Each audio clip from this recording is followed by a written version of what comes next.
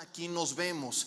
Va a estar desde muy temprano Vitelio Toledo, que es un gran conferencista, una persona muy estudiosa, muy preparada. Ya nos compartió un poquito de lo que va a hablar, bioética y muchos temas bien complejos. Por supuesto, nuestra chamba pues es tratar de explicarlos de una forma entendible y comprensible para todos, ¿verdad? Entonces aprovecha para traer invitados. Si tienes personas que a lo mejor tienen dudas, que te han cuestionado, pues dile, mira, ven. Y la idea no es pelear con nadie, porque ahorita veremos que eso no es lo que nos manda la Biblia, ¿no? Sino que podemos platicar sanamente, intercambiar opiniones. Inclusive si tú te declaras como escéptico, agnóstico, ateo, lo que sea, eres bienvenido. Esta es tu casa, estamos para servirte. Y al final puedes acercarte con nosotros y platicamos. Te puedo recomendar libros, materiales, viceversa.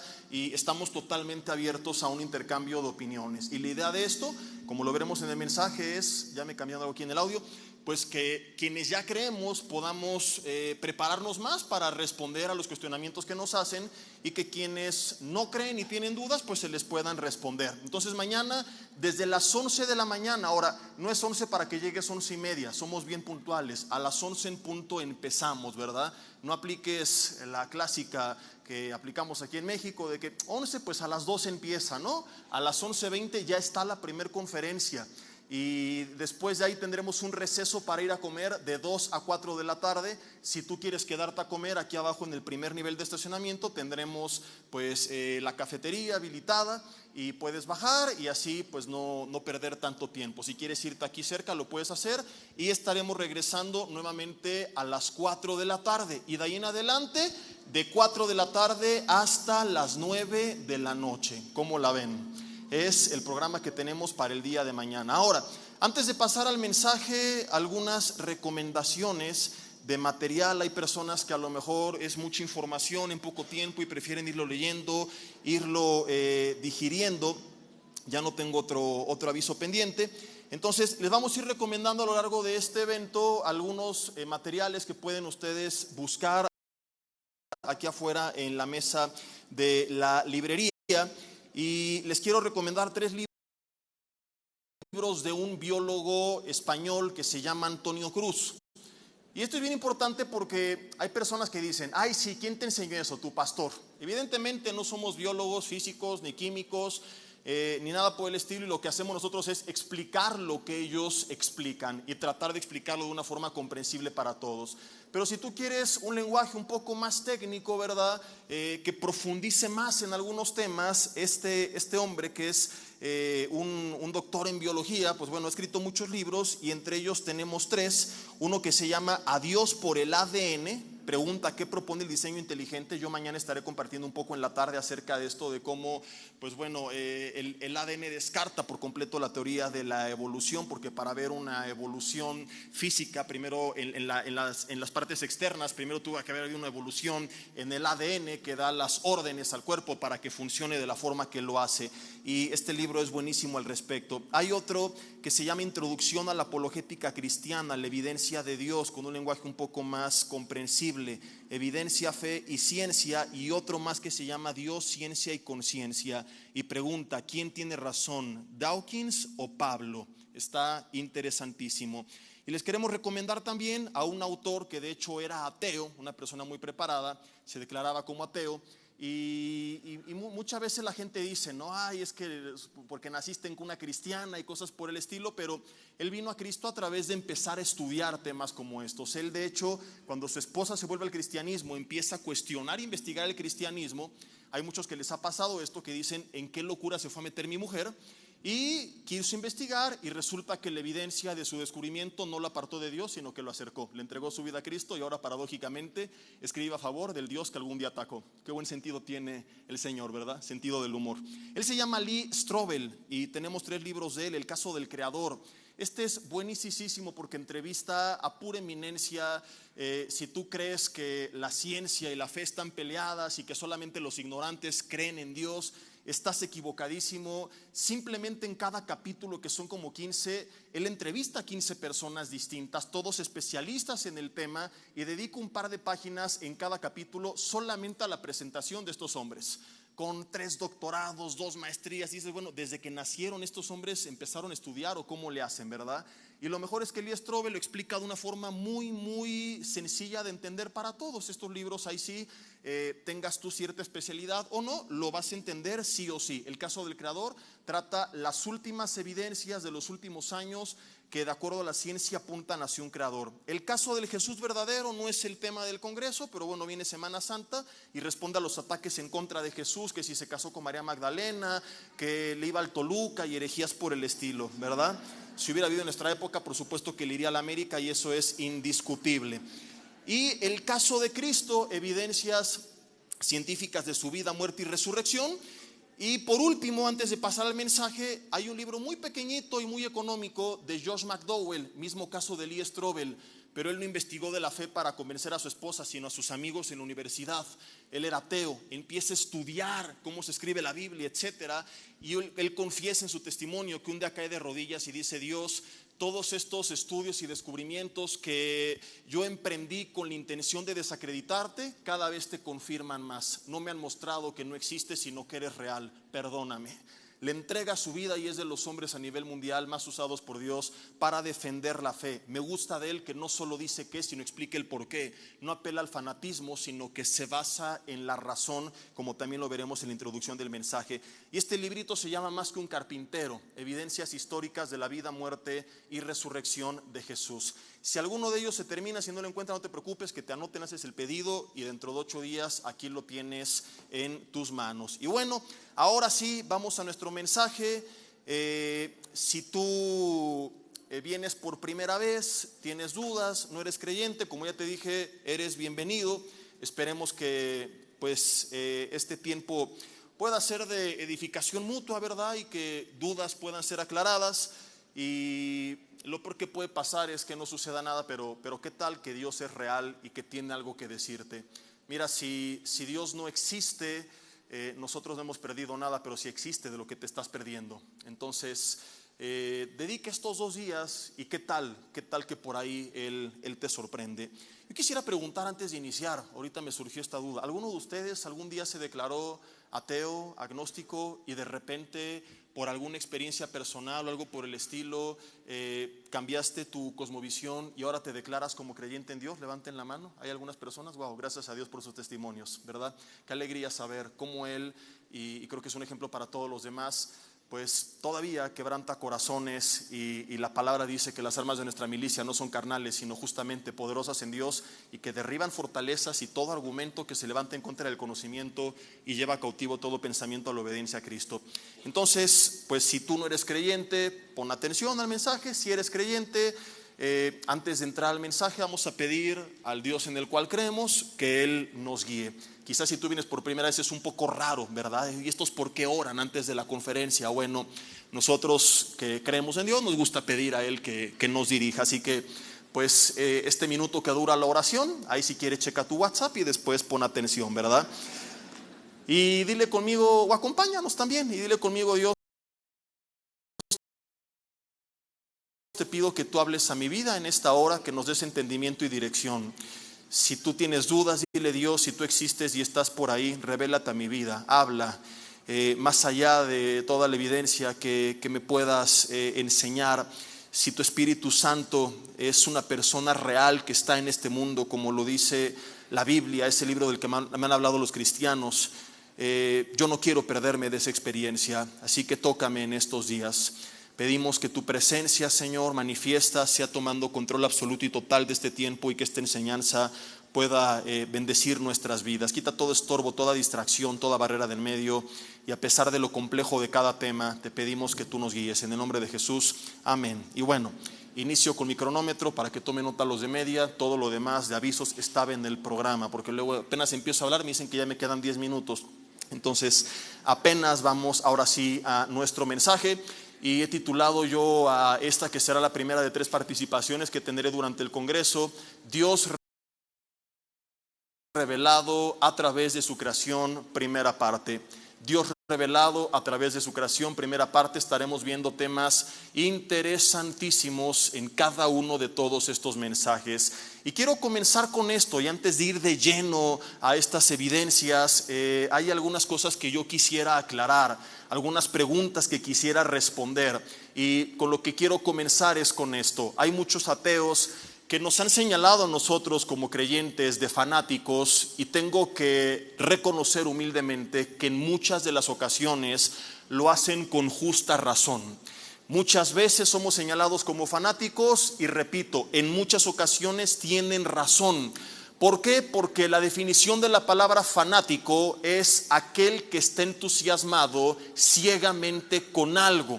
No está mal que estemos entusiasmados con Dios. Lo que está mal es que nosotros a veces rayemos en el extremo del fanatismo.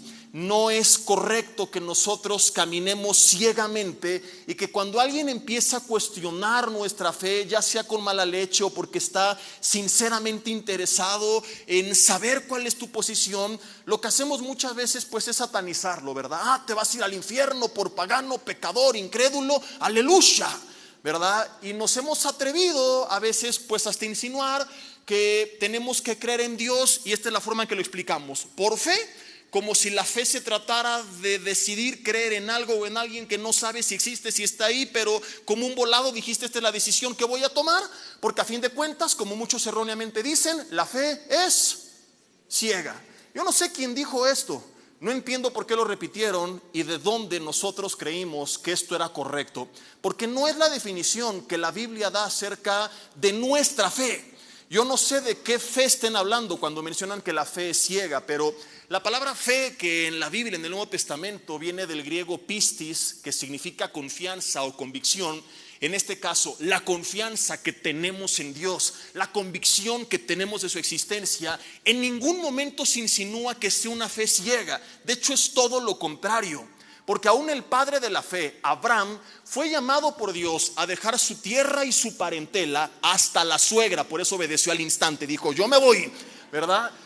Y Dios no le dijo a dónde iba a ir, pero no iba a ciegas, porque le dio una promesa. Le dijo, pon atención, ve a la tierra que yo te mostraré. Nunca el pueblo de Dios ha caminado a ciegas. Eso no es la fe que enseña la Biblia. La Biblia dice en Hebreos 11:1 que la fe es la certeza de lo que se espera, la convicción de lo que no se ve. No es pues decidí creer en Dios y quién sabe si existe, no sé si sus promesas sean reales, y si no, pues ya ni modo. Es decir, tengo la certeza de lo que se espera, tengo la convicción de lo que no se ve. No veo el mundo espiritual, pero sé, estoy seguro, tengo la convicción de que existe, de que es real.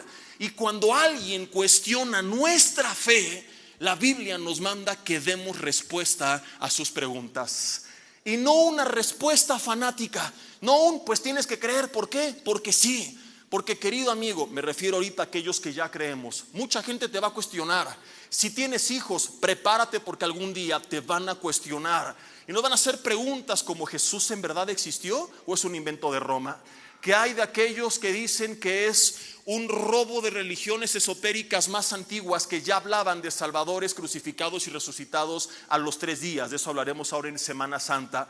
¿Por qué, si Dios existe y es bueno, permite tanta maldad? ¿Por qué creó al diablo si sabía que se iba a convertir ese ser llamado Lucifer después en Satanás? ¿Por qué no brincarse esa parte del proceso? ¿Por qué poner un árbol con esos frutos en el huerto del Edén? ¿Por qué no termina con el mal? ¿Por qué pasajes del Antiguo Testamento hablan de un Dios sanguinario que aparentemente mandaba matar mujeres, niños, vacas y ovejas? ¿Qué culpa ellos tenían? ¿Por qué Dios no para con todo esto? ¿Hay evidencias de la existencia de Dios? Estas y muchas otras preguntas no las van a hacer. Y asombrosamente quiero decirte que aún las más complicadas, todas después de años nos hemos dado cuenta que tienen respuesta, excepto una. Lo único que la verdad sí, Dios, no te entiendo, es: un día me dijo una persona: y si yo no entiendo por qué, si Jesús amaba a Pedro, sanó a su suegra. Y no, tienes razón, ahí sí. Creen algunos teólogos que luego por eso Pedro en venganza lo negó 3 veces, pero ya sabrá Dios qué tan cierto sea, ¿verdad? Y no importa lo que te pregunten, No importa si es con una buena o mala intención. Nuestro deber como creyentes, si tú eres ateo, no es mandarte al infierno, sino primero predicarte y luego mandarte al infierno. No, no es cierto. Sino darte respuestas. Y es lo que nos ordena la Biblia. Y ya tú lo que harás con esas respuestas. ¿En dónde lo vemos? En muchos pasajes. 3 de ellos menciona manera de introducción. Judas 1:8. A los que dudan, convencedlos, dice la Biblia. El ejemplo de Juan el Bautista. Después de presentar a Jesús como el Mesías, lo encarcelan injustamente y su fe se tambalea al grado que envía mensajeros a preguntar a Jesús: Jesús, ¿eres el Mesías esperado o tenemos que aguantar a que venga otro más? Porque Juan, aunque ya había presentado a Jesús, no entendió la adversidad que estaba pasando y su fe se tambaleó. Y esto es bien importante, ahorita voy para allá. Envía a Jesús a mensajeros a preguntarle, y es fascinante la respuesta de Jesús. ¿Quién se la sabe? Dice la Biblia que Jesús, enojado, respiró profundo y dijo: ¿cómo es posible que el pagano de Juan, incrédulo, aleluya, pecador, esté dudando de mí si él me presentó públicamente? Escuchó la voz de mi Padre que dijo: Él es mi Hijo amado en el cual tengo complacencia. Díganle que ahora por su incredulidad arderé en el infierno por los siglos de los siglos. Aleluya. ¿O le dio respuestas? Digan conmigo: Jesús le respondió a Juan: vayan y díganle a Juan las cosas que suceden. Ciegos ven, sordos oyen, mudos hablan, paralíticos andan. Cruz Azul fue campeón. Milagros que ocurrieron en aquella época en la presencia de Jesús. Y no es que Juan creyó, pero fortaleció su fe en tiempos difíciles. Y primera de Pedro 3:15 de forma explícita nos dice que estemos siempre preparados para presentar defensa, del griego apologética, de donde viene la palabra, del griego apología, donde viene apologética, para presentar defensa ante todo aquel, escucha esto, que nos demande razón de la esperanza que hay en nosotros. Subraya en tu Biblia: razón de la esperanza, porque nos está enseñando de forma explícita que nuestra esperanza no es irracional, que nuestra esperanza no está peleada en contra de la razón, que esa idea que algunos tienen de que la fe es ciega, de que no tenemos respuestas y solamente hay que creer porque sí, no es lo que la Biblia enseña. La Biblia enseña que nuestra fe no está peleada con la razón. Querida familia, amigos que nos acompañan, el cristiano que estudia la Biblia no está peleado con la ciencia. Porque si la ciencia en realidad se dedica a estudiar cómo funcionan las cosas en el universo, y Dios es el autor del universo y el autor de la Biblia, entre los tres tiene que haber armonía. ¿Me estoy explicando? Cuando no hay armonía, cuando se proponen algunas teorías que no han sido confirmadas científicamente, que contradicen la palabra de Dios, con eso es con lo que no estamos de acuerdo. Pero con aquello, como lo vieron en la clase anterior, con el pastor César González, en esta increíble enseñanza, con una y otra ley, científicos, etcétera, etcétera, en vez de pelear en contra de la palabra de Dios, vimos que había armonía con la palabra de Dios. Y por eso hicimos este congreso. Evidencias de la existencia de Dios, porque queremos que aquellos que ya creemos aprendamos a defender nuestra fe, a responder, ojo, sin pelear, porque 1 Pedro 3:15 dice que esta respuesta se tiene que dar con mansedumbre y reverencia. O sea que si tú entraste aquí con la idea de ahora sí saliendo, mi tío que cree que viene del chango, ahora no se la va a acabar y me voy a surtir a mi maestro, ¿verdad? Y no es para pelear. De nada sirve que ganes el argumento. La idea es tratar de que ellos abran los ojos y que se salve su alma. Entonces, la idea para nosotros que ya creemos es darnos más herramientas. Es quizá como Juan el Bautista, en tiempos difíciles, fortalecernos en la fe. Y si tú no crees, pues que te demos estas respuestas. Y ya, como dije hace rato, es tu responsabilidad qué es lo que vas a hacer con esta información. Lo primero que quiero hacer es responder brevemente a los 3 principales cuestionamientos o las 3 principales objeciones que proclaman los ateos para descartar a Dios, sin incluir una cuarta que también es importante pero que no va de la mano con el tema, que es: ¿por qué, si Dios existe, permite tanta maldad y sufrimiento? Yo tengo una serie de como 15 conferencias que puedes buscar ahí en USB, que se llama justamente así, porque Dios permite la maldad del sufrimiento, donde explicamos punto por punto en más de 15 horas.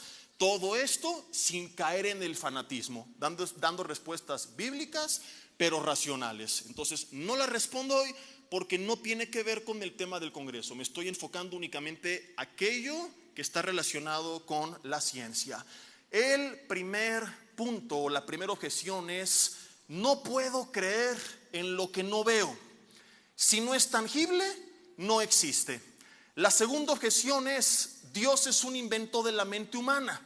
El ser humano, en su necesidad de aferrarse a la vida por el sufrimiento de la muerte, queriéndose crear una falsa esperanza de eternidad, ¿verdad? Y un consuelo en medio del sufrimiento, se inventó a Dios. Y tercer argumento: creer en Dios es anticientífico, es solamente para los ignorantes. ¿Has escuchado alguna de estas objeciones? ¿Alguno de estos cuestionamientos? Bueno, vamos a responder brevemente, porque si no, no acabamos nunca, a cada uno de ellos, y después, si el tiempo nos los permite, comenzaremos a ver algunos ejemplos de cómo Dios se revela a través de su creación. Primera objeción: no puedo creer en lo que no veo. Si no es tangible, si no se puede medir, si no se puede estudiar, no existe. ¿Cuánto le han escuchado? Levanten la mano, de una u otra forma. Básicamente, este es uno de los argumentos más comunes de aquellos que se autoproclaman ateos. Que, dicho sea de paso, cuando alguien dice soy ateo, filosóficamente se está contradiciendo a sí mismo, porque se está proclamando como Dios. Porque decir Dios no existe es afirmar que has vivido en todas las épocas, en todos los momentos, en todos los lugares, en todas las galaxias, y para eso tendrías que ser Dios. Para comprobar que Dios no existe, tendrías que ser tú mismo Dios. Entonces sería más honesto que tú dijeras: bueno, me declaro como agnóstico, no tengo la información suficiente, y la que tengo me hace creer que Dios no existe, pero no lo puedo aseverar. Es una posición un poco más equilibrada, pero bueno, no vamos a meternos en ese punto. Hay evidencia, escuchen la pregunta, científica, fuera de la Biblia, de que existe un mundo que no podemos ver. Ojo, no estoy hablando que no lo podemos ver porque ahí está, pero es muy pequeño, como las células de las cuales hablaremos mañana y del ADN. Porque evidentemente hay un mundo microscópico que no podemos ver porque es muy pequeño para nuestros ojos, y hay un mundo macroscópico que no podemos ver porque, aunque es inmenso, está muy lejos de nuestros ojos. Yo no me refiero a esos dos tipos de mundos, no me refiero ni a lo micro ni a lo macro, que requieres un microscopio o un telescopio para darte cuenta que ahí está. Me refiero a un mundo que existe, pero que no podemos ver porque está oculto ante nuestros ojos. Porque cuando venimos y hablamos, por ejemplo, de un mundo espiritual, del poder del Espíritu Santo, de su presencia, de ángeles, de demonios, de Dios, la gente dice: cuentos de hadas, no se puede ver. Y piensan que ya dieron en el blanco. Cuando la respuesta, para sorpresa de muchos, es que sí, existe un mundo oculto ante nuestros ojos, que es real, que sin embargo no podemos ver. Toda la materia, déjame te lo explico, pon muchísima atención porque esto es fascinante. Toda la materia y toda la energía que podemos ver, que podemos medir, que podemos palpar en este universo, es apenas el 5% de lo que en realidad existe. ¿Dónde está el otro 95%? Existe, afecta a nuestro universo, es decir, influye en él, pero no lo podemos ver, ni medir, ni estudiar, porque no es tangible. Te cuento un poquito de aquello que, si no me crees, puedes investigar por tu propia cuenta. Se conoce como la energía oscura y no tiene nada que ver con Darth Vader ni nada por el estilo. No te me malviajes a la guerra de las galaxias, ¿verdad? Y la materia oscura, se le llama materia oscura o energía oscura, no porque tenga que ver con el oscurantismo, sino justamente por esto, porque hoy los científicos saben que ahí está, pero no tienen información, no la pueden ver, medir, estudiar, palpar, no refleja la luz, no la absorbe. Entonces, por eso es que se la ha denominado como materia oscura y energía oscura. Te cuento un poco de ella. 70% del universo está compuesto por lo que conocemos como energía oscura. Es una energía que ahí está frente a nosotros. ¿Cómo saben los científicos que existe? Porque resulta que la aceleración o la expansión de nuestro universo es distinta a lo que debería de ser según los cálculos que ellos hicieron. Para que lo entendamos mejor, te voy a poner un ejemplo. Supón que tu auto se queda parado y es estándar y lo tienes que empujar, y te bajas tú junto con tu esposa, ¿verdad? O con tus hijos, con quien sea, y van empujando, empleando cierta fuerza, y el auto empieza a circular de manera proporcional a la energía que tú estás invirtiendo para empujarlo. ¿Qué pensarías si de repente el auto comienza a avanzar de la nada y en plena subida 3 veces más rápido? Tú y tu mujer apenas podían ir a 3 kilómetros y de repente el auto va a 9, 12 kilómetros por hora o algo por el estilo. Inmediatamente pensarías, ¿ya encendió? ¿Alguien lo está empujando? ¿O qué está pasando? Y volteas a tu alrededor y no hay nadie. Y dices, esta no es mi fuerza. Ni con un Red Bull encima lo empujo tan rápido. Eso, según tus cálculos, no debería de pasar. Es lo que sucede con el universo. Resulta que nuestro universo, que ojalá que me dé tiempo de hablar un poco más adelante de esto, como una de las evidencias de la existencia de un creador, que está en expansión, debería expandirse a cierta velocidad, pero no coincide con la cuenta de los físicos, no coincide con el cálculo de los científicos. Entonces han concluido, no es una teoría, ya es algo aceptado por todo el mundo científico, creyente o no creyente, que hay una energía que está presente en el universo, que lo está afectando, pero que no saben de dónde viene, ni cómo es que está ahí, no saben mucho de ella, y por eso le llaman energía oscura. Ellos simplemente dicen, las cuentas son distintas, tiene que haber una energía. El otro 25% del universo es la materia oscura. ¿Cómo saben que ahí está? Bueno, por 2 razones. En primer lugar, nuevamente, cuando hacen los cálculos de la fuerza de la gravedad en todo el universo, no coinciden con la materia que existe. Además, sucedió un fenómeno interesantísimo. Si yo tengo un rayo láser y lo apunto sin ningún obstáculo en medio, ¿a dónde va a reflejarse? Al final de la pared en línea recta. Bueno, pues empezaron a proyectar rayos a lo largo del universo, pero de repente hacían una curvatura y no se veía que lo estaba desviando. Como si un espejo, un objeto lo desviara, pero no se veía nada frente a los ojos de la gente que estaba estudiando. Entonces hay una materia que ahí está, pero que no se puede palpar, ni medir, ni, digo entre comillas, estudiar, porque no absorbe, no refleja la luz, confirmando que existe más allá de lo que se puede ver. Ahora quiero aclarar, yo no estoy diciendo que este es el mundo espiritual, aunque hay personas que se han aventurado a ir hasta allí de lejos y decir, ya ves, ahí está el mundo espiritual. No estoy diciendo esto. Simplemente es un ejemplo para darnos un poquito de humildad y que nos demos cuenta que creer en un mundo espiritual no es tan tonto como parecía, ni tan anticientífico como parecía, ni tan inocente como parecía, porque al día de hoy tenemos evidencia de que existe un tipo de energía y materia que es real y que tiene efectos sobre el universo, pero que no es tangible. Y es lo que la Biblia dice del mundo espiritual. La Biblia dice que todo lo que se ve fue hecho a partir de lo que no se ve. La Biblia nos enseña que hay un mundo que tiene repercusión sobre el mundo físico, pero que no lo podemos ver, y ejemplos sobran en la Biblia. Y vuelvo a insistir, yo no estoy diciendo que este es el mismo mundo, simplemente es un ejemplo de cómo no es, a fin de cuentas, tan descabellado científicamente creer que existe. Entonces, cuando alguien dice, si no lo veo y si no es tangible, no creo en él, estás diciendo que el 95% del universo no existe. Y es tan contundente como que nos paráramos aquí enfrente de ti 100 personas y que tú dijeras, ahí solamente hay 5. Porque solo 5 están con chamarra azul. Que no tengan chamarra azul, los demás no quiere decir que no existen. Entonces, que ciertas cosas no coincidan con alguna forma de pensar que tenemos, no quiere decir que necesariamente es así. No podemos nosotros pararnos y decir solo existe el 5% del universo, cuando ahí está la evidencia clara frente a nuestros ojos. Entonces este primer argumento, después de todo, científicamente no se vuelve ya tan contundente. El segundo de ellos también es bastante interesante, suena racional en un principio, pero de hecho se anula a sí mismo. Dios es un invento de la mente humana. El ser humano con su mente débil se vio en la necesidad de inventar a un creador para darse consuelo a sí mismo, para aferrarse a una esperanza de la eternidad. Esta conclusión, queridos amigos, por muchísima atención, filosóficamente se anula a sí misma, no se tiene que debatir, solita se neutraliza. ¿Por qué? Te lo voy a explicar.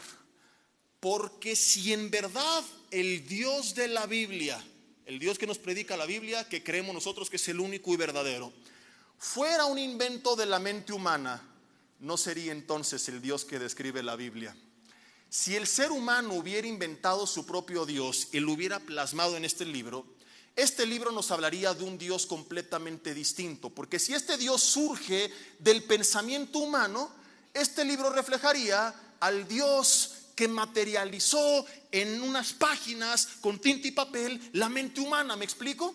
Si fuera un reflejo de nosotros, justamente se plasmaría lo que la mente busca naturalmente. ¿Qué es lo que quiero decir? Sería un Dios que de entrada nos prometiera a todos que seríamos millonarios, como lo predican algunas sectas y como lo predican algunas ramas del cristianismo que se han ido desviando más hacia un humanismo que a la palabra de Dios. Ahí sí, están predicando un reflejo de su mente, no al Dios de la Biblia. Sería un Dios que no te prohibiera entrarle a las drogas, emborracharte, que te dijera, ten las mujeres que quieras, los hombres que quieras, o las mujeres y los hombres que quieras al mismo tiempo, entrale a todo, ¿verdad?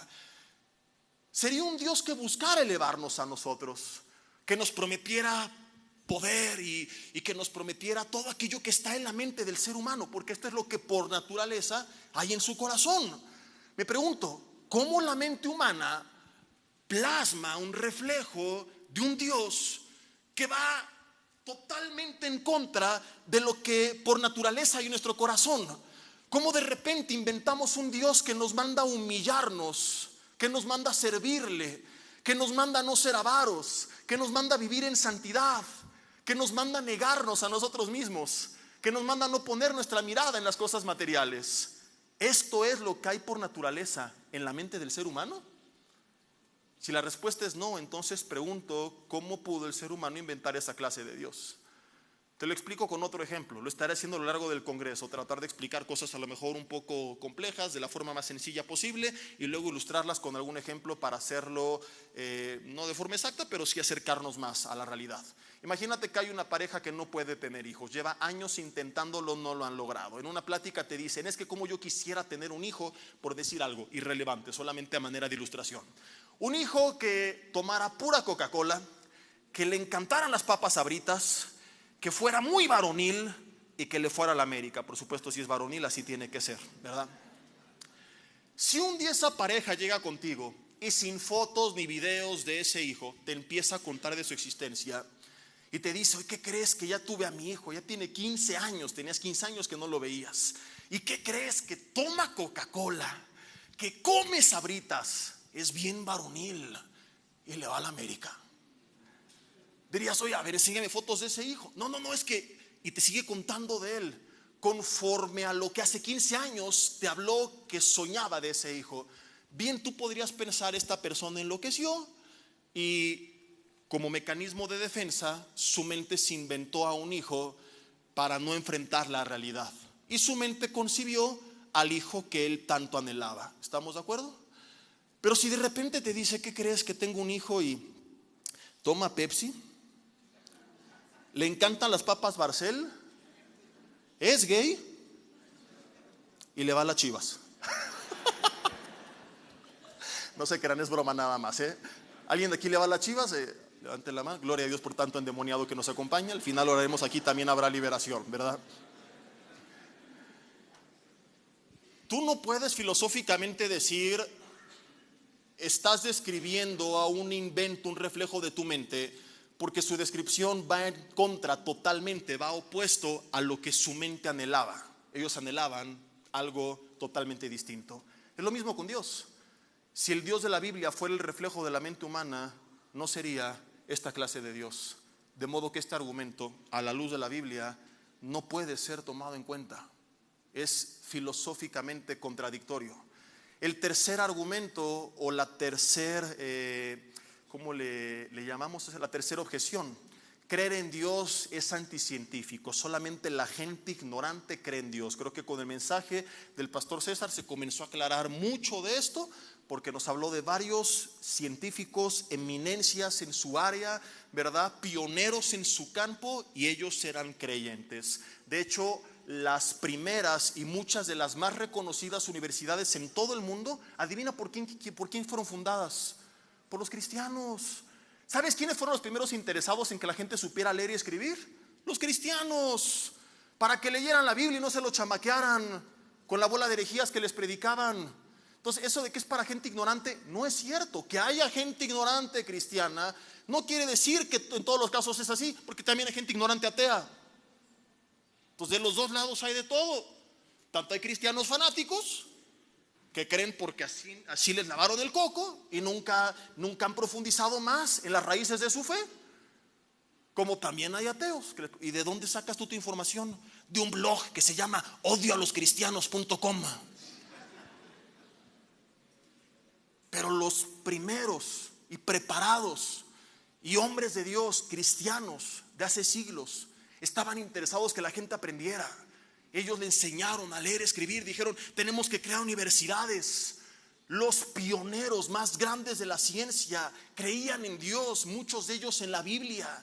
Te podría dar un montón de nombres, pero entre ellos quiero destacar uno nada más: Luis Pasteur. Gracias al que tomas leche pasteurizada. Dile al lado: ¿y tú qué has inventado en toda tu vida? Todo el tiempo viendo series en Netflix y Dios no existe, ¿no? Es pa' tontos. Este hombre dijo una frase que me fascina: un poco de ciencia te aleja de Dios, pero mucha ciencia te acerca de nuevo. Y esto es lo que seguiremos viendo durante todo este congreso, cómo los últimos descubrimientos de la ciencia nos acercan cada vez más a un creador inteligente.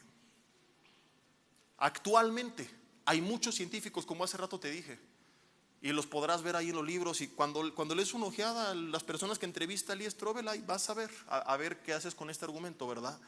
Personas que no solamente creen en Dios, sino en Cristo y en la Biblia.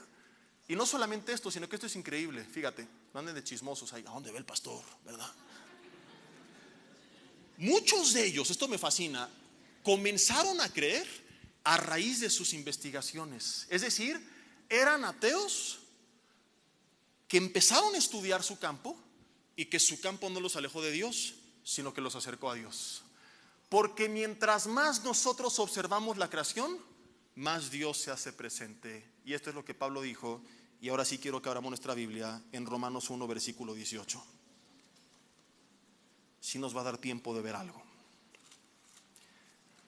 Romanos capítulo 1, versículo 18. Si me lo pueden proyectar en pantallas también. Este pasaje es el versículo lema de este congreso. Perdón, es el 19. El 19 y el 20. Fíjense, a partir de 19. Porque lo que de Dios se conoce les es. O sea que de acuerdo a la Biblia hay cosas de Dios que se nos han manifestado. De modo que ese argumento de no hay forma de conocer nada de Dios y es por fe, es contradictorio consigo mismo según la Biblia, puesto que, como ya lo vimos, la fe no habla de una especulación, sino de una certeza. Lo que de Dios se conoce les es manifiesto, pues Dios se los manifestó. ¿Cómo? Porque las cosas invisibles de Él, aquello que no podemos ver. ¿De qué cosas invisibles está hablando? De su eterno poder y su deidad. Se hacen claramente visibles. Hasta parece canción de Shakira esto. Claramente. ¿Ya lo viste?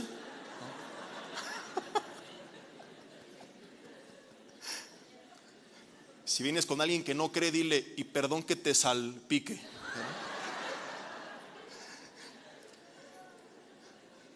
Ya no sé cómo voy a poner serio después de esto. A ver si me regalan un agua, por favor. No, aquí me dieron, ¿verdad? Aquí la puse. No traje agua. Bueno, vuelvo a repetir, en modo serio. Porque las cosas invisibles de Él, hablando de su eterno poder y deidad, se hacen, como dijo la hermana Shakira, claramente visibles. Fíjate, ¿desde dónde? desde la creación del mundo, siendo entendidas por medio de las cosas hechas. Y según la Biblia, esta evidencia tiene que ser tan contundente y tan clara que nadie tiene excusa.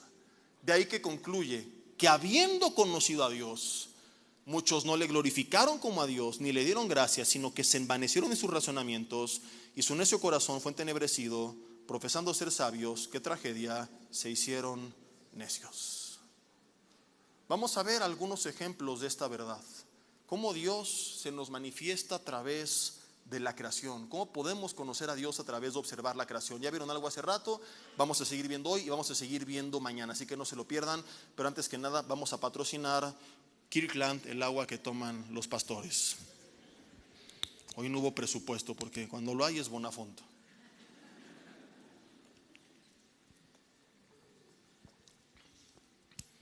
¿Has escuchado de la ley de la casualidad? ¿Sí o no? Seguramente la viste desde la primaria. Y actualmente lo único que te suena es que te encuentras a alguien. Ay, qué casualidad. Seguramente esa fue la ley de la casualidad que me la encontré. No tiene nada que ver con eso. La ley de la casualidad básicamente señala lo siguiente. Fíjate con atención. Todo objeto finito es causado por otro distinto a él. Todo objeto finito es causado por otro diferente a él. ¿Qué es lo que enseña esta ley? Que nada se puede crear a sí mismo, sino que todo aquello que ha sido creado fue creado por un agente externo al mismo objeto o a la persona. Púlpitos, sillas, edificio, personas requirieron de la intervención de alguien totalmente ajeno para su existencia. Aplicado esto al universo, vamos a meditar un poco, llegamos a la siguiente conclusión. Si existe el universo y todo objeto finito es causado por otro diferente a él, entonces tuvo que haber un agente externo al universo mismo que lo causara, porque el universo no se pudo haber causado a sí mismo. Ex nihilo nihil fit, de la nada, nada puede surgir. Ver el universo tan complejo, lo estaremos viendo en estos días, desde lo micro hasta lo macro, y decir que apareció de la nada, es como que alguien dijera: ¿qué crees? Desapareció un Ferrari en mi casa y yo creo que el viento, el polvo y las moléculas de Toluca lo formaron. Y seamos honestos, el Ferrari, que tiene un maquinón, ¿puede al paso de los miles de millones de años formarse y aparecerse en tu casa? No. Tiene un gran maquinón, pero no se compara con el universo. Mañana te contaré cómo solamente una célula es más compleja que la más inteligente de las fábricas que el ser humano ha creado. Solo una célula. Hablaremos un poco del ADN y tantas cosas tan interesantísimas. Entonces, ¿cómo el universo se causó a sí mismo?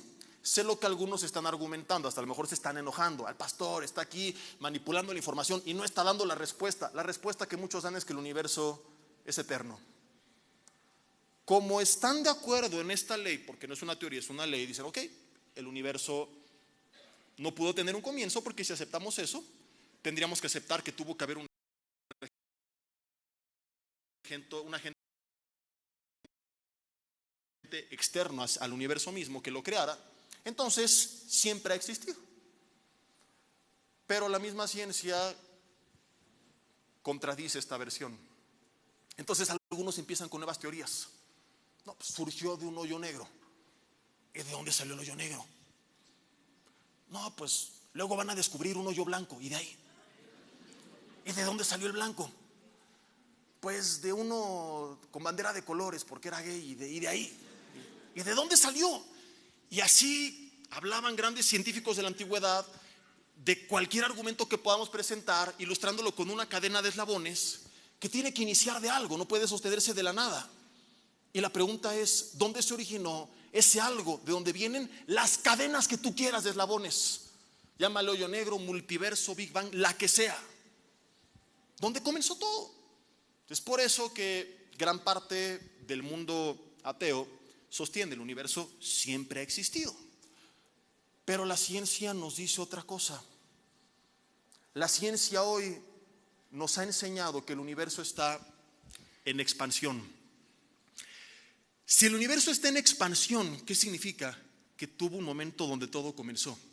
¿Sabes qué es increíble? Que durante muchos años el Big Bang era sostenido por los ateos. Ahora, ¿sabes quiénes son los que más hablan del Big Bang? Los científicos cristianos. Porque esta gran explosión nos habla de un comienzo que describe Génesis capítulo 1. En el principio fue la luz. Es esta explosión que fue lo primero que describe la Biblia y que confirma la ciencia que existió. Hablaremos un poco más de esto también mañana. Entonces, si hubo esta gran explosión, ¿quién dio inicio a esta gran explosión? De ahí que mucha gente dice, no, el universo siempre existió y cosas por el estilo, pero no puede ser así. Porque si hoy está en expansión, si tú retrocedieras en el tiempo, habría un punto de convergencia donde todo inició. Te lo voy a explicar como un ejemplo. Mira, dije, si no logro explicar bien el mensaje, les voy a hacer figuras de globos y con eso los entretengo. A ver si lo puedo inflar. Les dije uno grande y se pasaron de lanzos. Era para un ejemplo, no para hacerla de payaso.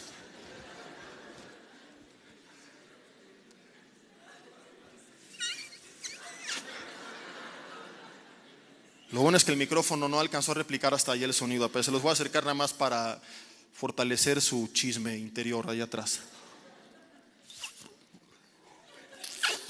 No, pues no.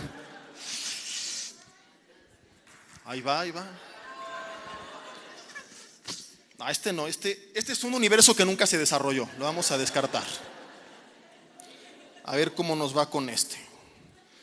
Un universo un poco más pequeño que el otro. Me van a contar hasta 3, ¿va?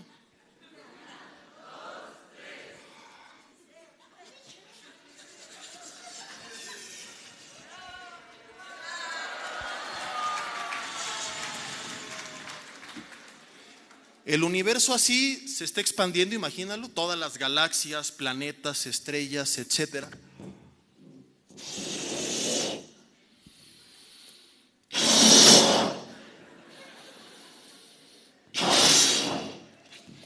No es la venida de Cristo, no se espanten, es el globo. Y si retrocediéramos en el tiempo, ¿qué nos encontraríamos? Que este universo que se ha estado expandiendo a lo largo de miles de millones de años tuvo un punto. Seguimos, eso se oye muy feo. Pongan música de fondo. Donde todo inició. El Big Bang. ¿Quién dio origen a ese punto de inicio antes de que el universo se empezara a expandir?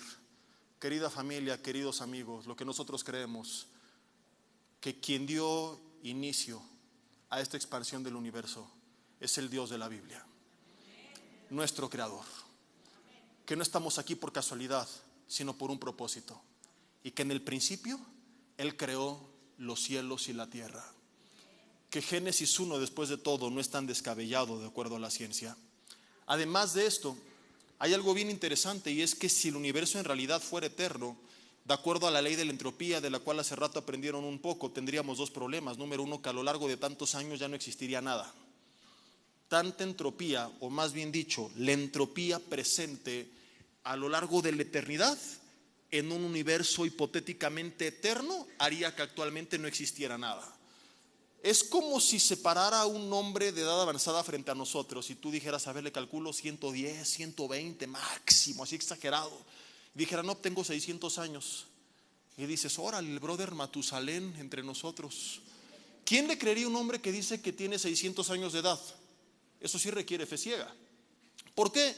Porque la entropía presente en la actualidad no da ese tiempo de vida. El promedio de vida es 70, 80 años, y algunos afortunados o desafortunados, según sea la vida que han llevado, ¿verdad? Llegan a 90, 100, 110, 120. He tenido casos de familias que me llaman, pastor, vengo a orar por mi abuelita que tiene 98 años y está en el hospital para que Dios la sane. Y les digo, ya dejen que el Señor se la lleve. ¿Va a competir con Matusalén o qué? La hermana, ya es su tiempo tal vez. Hay un tiempo natural y entendemos que no pasa de esta edad. Y es lo mismo científicamente, decir el universo es eterno a la luz de la entropía es algo que no es posible. Por eso algunos dicen, bueno, es que seguramente está en expansión, llega un punto donde todo explota, se contrae y vuelve a empezar. Y cosas como estas, que sí requieren una fe ciega, mucha gente las prefiere, no porque no puedan creer en Dios. Lo digo con todo respeto, quizá no es tu caso, pero hay casos que he conocido de gente que no es que no pueda, sino que no quiere creer. Que su problema es que están enojados con Él, o su problema es que algo no entendieron, o están peleados con la iglesia, o les tocó una iglesia hipócrita, un líder hipócrita, y lo relacionaron con Dios. Su problema es que vivieron una tragedia, o su problema simplemente es que aman una vida fuera de la voluntad de Dios y dicen: aceptar a Dios implica serle fiel a mi esposa, ser honesto, dejar mi tranza, no emborracharme, cuidar mi cuerpo, amar a mis hijos, y no me interesa ser ese tipo de persona, entonces acepto lo que sea con tal de descartar a Dios. Y el segundo problema es que el ateísmo, como hace rato lo veían con el pastor César, afirma que había un desorden y se fue ordenando. Y yo, créeme que quisiera creerte en cuanto a que esto es posible, pero tus calzones tirados en tu cuarto toda la semana me dicen lo contrario, a gritos. O de repente llegas y solitos se acomodaron. Si no los acomodas tú, ahí se quedan. Dile a tu marido: por fin algo Dios te está hablando esta noche, ¿verdad? De que te llevas algo, te llevas algo. Mañana hablaremos de: ¿pudo una célula formarse sola? ¿Pudo la programación tan compleja del ADN desarrollarse sola? ¿Puede mi habitación ordenarse sola? ¿Por qué entonces tendría que creer que el universo sí lo hizo? Y es que resulta, y con esto termino, que la cosmovisión sin Dios, es decir, la forma de ver la vida desde el punto de vista ateo, no solo tiene que explicar el origen de la vida a partir de químicos, lo cual ni siquiera científicos en laboratorio, en ambientes controlados, han logrado al día de hoy. De los 20 y tantos aminoácidos esenciales para que la vida fuera posible, formados a través de una combinación de químicos, los científicos en ambientes controlados lograron desarrollar 6 o 7 máximo. En un ambiente primitivo, en las condiciones que predican que estaba el universo, no hubieran creado la vida, lo hubieran destruido. Lo primero que se tiene que explicar es cómo surge vida a partir de químicos inertes, sin vida. Pero no solo eso, no creas que respondiendo esto le das en el blanco. La segunda pregunta es cómo esa vida se organizó. La tercera pregunta es cómo esa vida evolucionó. Y aquí tienes un problemón, con todo respeto, que responder, porque a veces se nos pinta como si fuera plastilina. Recuerdo alguna vez que fui con mi hija cuando era muy chiquita al Museo Papalote del Niño, y había ahí esta cosa, la megapantalla con el domo, y empezaron a hablar del origen de la vida y te lo pintan como si fuera plastilina, ¿no? Y estaba el pez en el agua y le salieron patas y luego alas, como si tú pudieras moldear. Qué sencillo. No, antes de que haya una evolución en la especie, tiene que haber una evolución en el ADN de la especie para que dé nuevas órdenes y forme otra especie distinta. Y resulta que hablar de esto a la luz de la ciencia es tan complejo como no lo imaginas. Y mañana lo vamos a ver. Porque sin el ADN dando órdenes a cada especie o a cada célula para funcionar o desarrollarse de cierta forma, esto es imposible. Hablaríamos de una masa inservible. Es como que yo tengo los caracteres de un abecedario: A, B, C, D, pa. Yo no puedo aventarlos al aire y decir que eso es información. La tengo que organizar, seleccionando los caracteres y acomodándolos de cierta forma, formando con ellos letras, oraciones, párrafos, páginas, capítulos, libro, enciclopedia. No cualquier combinación sirve, se necesitan programar. Es como hablar de una computadora. ¿Quieres que desarrolle una nueva función? Hay que introducirle un nuevo software. Y ese software antes se tiene que programar. Hoy algunos lo hacen solos, pero antes alguien lo programó para que funcionara solo. ¿Me estoy explicando? Entonces resulta que para formar solamente, y termino con esto, una triste proteína, se necesita una programación de 200 a 300 mil caracteres. Nada más. Para que una especie haya evolucionado a otra especie, tuvo que haber una serie de cambios en su programación. Tuvo que haber antes una alteración en su código genético. ¿Y sabes qué es lo que pasa cuando el código genético de una persona muta? Esto es lo que conocemos actualmente como síndromes, que no produce un avance sino un retroceso. O sea que lo que el ateísmo afirma ocurrió en el pasado millones de veces, no ha ocurrido hoy al día una sola vez, y cuando ocurre trae alteraciones para mal, no para bien. Hablaremos, si nos da tiempo, de cómo dan ejemplos de micromutaciones para querer justificar macromutaciones. Que haya pequeños cambios o variantes en una especie no es una justificación o demostración de que hubo un cambio de una especie a otra especie. Que Usain Bolt corra los 100 metros planos en menos de 9 segundos no quiere decir que está camino a convertirse en caballo. Que Michael Phelps nade los 100 metros libres en no sé qué velocidad impresionante no quiere decir que está camino a convertirse en un delfín. Que una mujer esté muy operada de la cara no quiere decir que está camino a convertirse en la tigresa. Bueno, ahí sí aplica, ¿no? Puede haber pequeños cambios o variantes ya considerados y contemplados en su código genético. De ahí a que brinque a otra especie es imposible.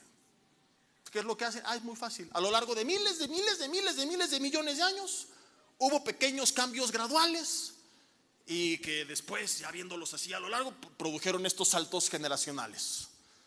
Pero resulta que hay especies que si no se daba el cambio completo en toda la especie, no hubiera sobrevivido. Las plantas necesitaban al mismo tiempo que entierran sus raíces para tomar nutrientes de la tierra, abrir sus tallos para recibir la luz del sol. La jirafa no existiría si esto fuera una verdad. Algo tan sencillo como una triste jirafa lo descarta todo. Porque tiene el cuello tan alto que un corazón normal no alcanzaría a mandar la sangre a su cerebro y se moriría. Entonces desarrolló un corazón con válvulas que envían con mucho mayor potencia que cualquier corazón la sangre al cerebro. Pero hay un nuevo problema.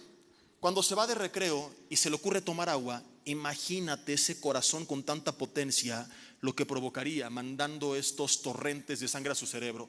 ¿Algún día de niño te paraste de cabeza en la pared? ¿Y qué te dice tu mamá? Deja de hacerlo, te vas a quedar tonto. Y dile a tu marido, con razón, ¿verdad? Entonces la jirafa se hubiera muerto.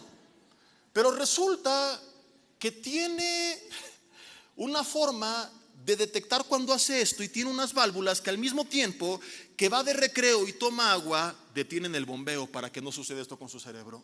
Para que la jirafa existiera tuvo que haber evolucionado su cuello junto con su corazón y esas válvulas y este regulador al mismo tiempo. Perdón, a lo largo de los miles de millones de años ella no existiría. Si las especies se adaptaron, y ojalá mañana podamos ver algo por el estilo, yo le voy a pedir, y sobrevivió el más fuerte, le voy a pedir su autógrafo al primer borrego que veo en la calle. Porque ¿cómo le hizo el borrego para sobrevivir? Tantas especies que no hubieran subsistido al día de hoy, pero que tienen que ver ya con otro tema. Vuelvo a repetir, Romanos 1:18, perdón, 19 y 20, y terminamos. Si me apoyan con el teclado, por favor. Romanos 1, versículo 20. Porque las cosas invisibles de Él, su eterno poder y deidad, se hacen claramente visibles desde la creación del mundo, siendo entendidas por medio de las cosas hechas, de modo que no tienen excusa. Dios te estará presentando respuestas, argumentos, evidencias. Déjame decirte algo si vienes por primera vez. Tenemos semanas orando por ti, para que en ese mundo espiritual no tangible que tú no crees que existe, Dios hablara a tu corazón y que en estos días tú pudieras encontrarte con Él. Si tú tienes algún problema con Dios, arréglalo.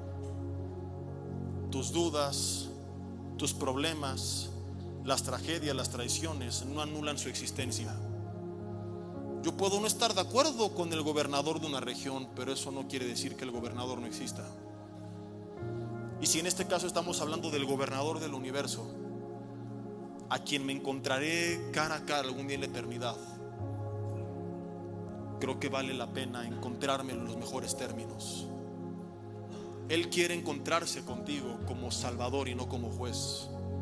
Y para eso dice la Biblia que hace 2000 años envió a su Hijo Jesús a morir en la cruz del Calvario, a pagar por tus pecados y los míos, para que si tú crees en Él no te pierdas, mas tengas vida eterna.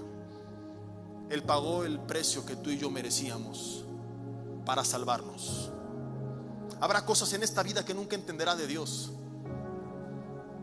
pero no permitas que eso te robe el privilegio de conocer en la eternidad y de la vida increíble que Él tiene para nosotros. Habrá respuestas que Él irá dando a tu corazón. Ya no pelees más con Él. Dice la Biblia: si hoy oyes su voz, no endurezcas tu corazón. Él no promete que todo será color de rosa. Él promete que una vez que tú le entregues tu vida, nunca te dejará y nunca te desamparará. Y Él te está llamando esta noche. ¿Qué haces tú con ese llamado? Es tu decisión y la respetaremos. Ni vamos a pelear, ni a burlarnos, ni nada. Enseñamos esto y tú pesa esta información. Y a lo mejor ni siquiera es necesario escuchar todo esto. A lo mejor tú sabes en el fondo de tu corazón que Dios te ha estado llamando, que Él te ha estado hablando, que su Espíritu Santo ha estado ahí tocando la puerta, pero tú te has resistido. Ya no resistas más. Comienza a vivir tu mejor vida. Y si ese es tu anhelo, dile ahí en tu lugar con ojos cerrados: Dios, si ahí estás, perdóname por haberte rechazado. Límpiame con la sangre de Jesús y perdona mis pecados. Ven a reinar a mi vida. Conviértete en mi Señor y Salvador. Hoy confieso que te necesito y que ya no quiero vivir lejos de ti. Hay tantas cosas que todavía no entiendo, pero quiero ser honesto conmigo mismo y reconocer que eso no anula tu existencia. Quiero comenzar una relación contigo en la que tú me vayas guiando y explicando a la par que me abrazas, que me consuelas y me muestras cuánto me amas. Recibo tu perdón, soy libre de toda culpa en este momento y creo que tengo el regalo de la vida eterna, y que ese creador magistral de todo lo que existe, algún día lo veré cara a cara, no como mi juez, sino como mi Salvador. Gracias, Dios, por haberte manifestado a nuestras vidas, por habernos hablado, porque el Rey y Creador omnipotente se humilló tomando forma de hombre, pagando en una de las muertes más crueles conocidas a lo largo de la historia para salvarnos. Gracias por tanto, en el nombre de Jesús. Amén y amén. Gracias a Dios. Amén.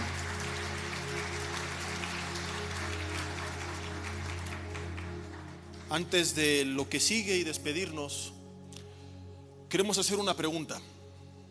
Y la hacemos porque, si fue tu caso, te queremos conocer, te queremos abrazar, te queremos dar la bienvenida. Queremos que sepas que cuentas con nosotros.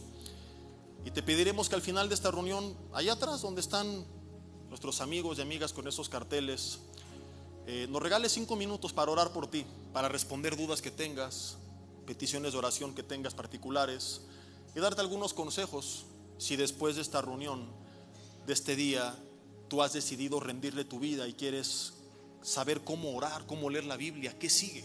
Es simplemente orientarte. No te pediremos nada si quieres regalarnos un correo para invitarte a futuros estudios, cursos, reuniones, congresos. Adelante, si no, no hay ningún problema. No nos gusta manipular a nadie. Creemos que lo que cada quien haga tiene que ser por una convicción personal con Dios. Pero Jesús dijo que el que le confiese delante de los hombres, Él le confesaría delante del Padre, y que el que lo negara delante de los hombres, Él haría lo mismo delante del Padre.